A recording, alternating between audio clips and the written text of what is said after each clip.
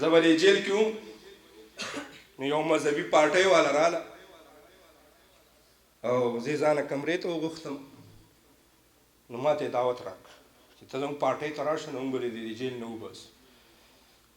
ما ورته یې لاره م خطا کړې ده، بد ځای ورغلي په چوکې مېلمانه یې نو یو مولي صاحب راته پکې وي درباریان خو یي که نه ستاسو به دې ګاونډ کې هم درباریان پیدا شي، زموږ هم یو شته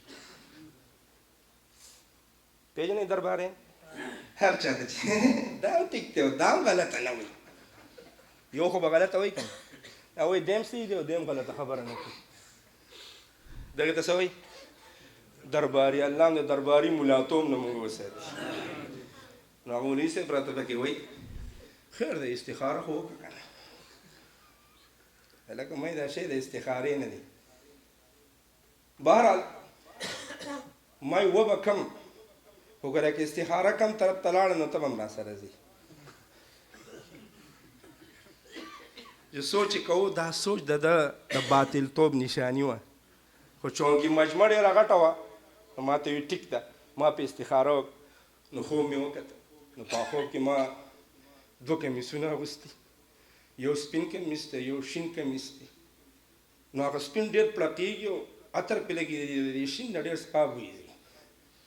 مولوي صاحب چې بیا کله راغی ما یې لکه داسې خو د اوس په تعبیر په چا راباسو وایي زما سره کس شته. ما یې زه ورته رنګ وکړه چې هغه ورته رنګ وکړو نو ورته یې ویلو چې مولوي صاحب ته ووایه چې دا زوړ کمیس دی دا سپین ټیک دی دا نوی ما اغونده. دا نوی کمیس دی ما اغونده، یعنې مولوي صاحب په دې جمعیت کې ټیک دی. اوس نه راځي مولانا څه چل اوس وکړو، اوس هم جمعیت ته راځه که نه پړقېدونکي کمیس ته راځه که نه. بهرحال بیا یو سړی وایي بند دې کوي چې سافټویئر یې اپډیټ شي. دا زما سافټویئر نشي اپډیټ کولی. ستا دادا یهودي ایجنټو یهودیانو زما شیخ الهند بابا د مالټا په یخ جیلونو کې واچو. مدني صاحب رحمه الله د آلاباد په هغه جیلونو کې دا 1 کال په هغه عمر کې هلته قید کو. هغه یهودي زما اکابرو سافټویئر اپډیټ کولو کې مکمل ناکام شو.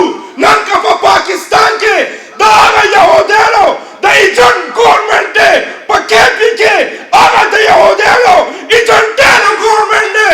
زم د هغه مدني روحاني پیروکار یم، زم د هغه شیخ الهند بابا روحاني بچی یم. قیامت به راشي سا به ورکړم خو سافټویئر به زما ته اپډیټ نه کړي. دا خوبونه مینا دی خوبونو نه راپاسه،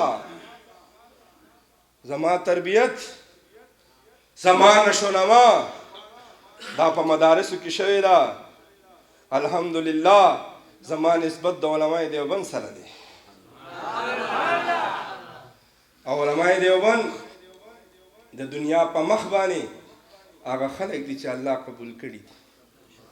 زما د هغه خلکو سره نسبت دی.